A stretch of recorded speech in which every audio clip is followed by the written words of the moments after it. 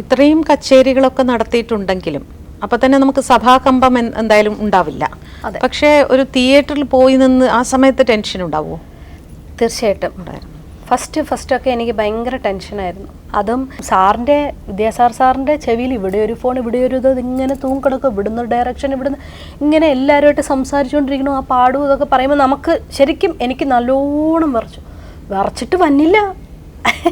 Sir പാടിത്തന്നെ എന്നെ പാടിപ്പിച്ചാൽ ഞാൻ പറയാം, ആ പാട്ടിൽ എൻ്റെ യാതൊരു കോൺട്രിബ്യൂഷൻ, എൻ്റെ ശബ്ദം മാത്രമേ ഉള്ളൂ, എൻ്റെ യാതൊരു കോൺട്രിബ്യൂഷനും ഇല്ല. സാറാണല്ല, സാറ് ഓരോന്ന് അവിടെ നിന്ന് അഭിനയിച്ച് പറഞ്ഞ് കാണിച്ചു തന്ന് പാടിച്ചതാണ്. കാരണം അദ്ദേഹത്തിന് അങ്ങനെ കഷ്ടപ്പെട്ട് എന്നെ എന്തിനാണ് പാടിക്കുന്നതെന്ന് ചോദിച്ചു കഴിഞ്ഞാൽ, കാരണം എൻ്റെ വോയിസ് ഭയങ്കര അതിനെ ചേർന്ന് എന്തോ ഭയങ്കര ഇഷ്ടപ്പെട്ടു അദ്ദേഹത്തിന്. അദ്ദേഹം അങ്ങനെ എല്ലാവരെയും കഷ്ടപ്പെട്ട് പാടിപ്പിക്കുന്നതാണ്. അപ്പം അതായിരിക്കാം.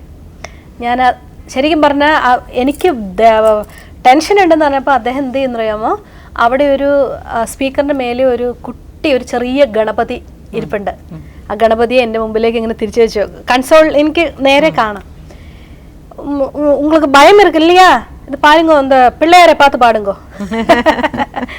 പിന്നെ ഞാൻ ആ ഗണപതിയെ നോക്കിയാണ് ഞാൻ പാടിയത്. അതെന്തോ ഒരു എനിക്ക് ഇന്നും ഞാൻ ആ ഗണപതിയെ കാണുമ്പോൾ ഈശ്വര, നമുക്ക് ആ പാട്ടൊന്ന് പാടാം. ഞാൻ സത്യം പറഞ്ഞ ആൾക്കാരെന്നെ ഞാനിത് പാടാത്ത എവിടെ ചെന്നാലും, അതെ ഇപ്പോഴും ഒരു ഫംഗ്ഷന് പോയാലും ഞാൻ വേറെ ഏതെങ്കിലും ഒരു പാട്ട് പാടിയിട്ട് ഒരു പാടിയിട്ട് എല്ലാവർക്കും നമസ്കാരമൊക്കെ പറഞ്ഞ മുമ്പ് എല്ലാവരും വിളിച്ചു പറയും രാരാ, അത് പാടാതെ. കുറച്ച് കോൾഡ് ഉണ്ട് കേട്ടോ.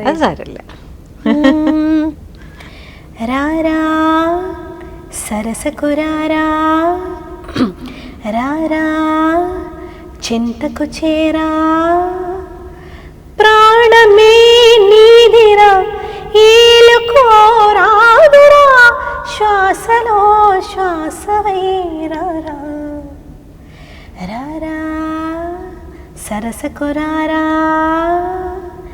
రారా చింతకు చేరా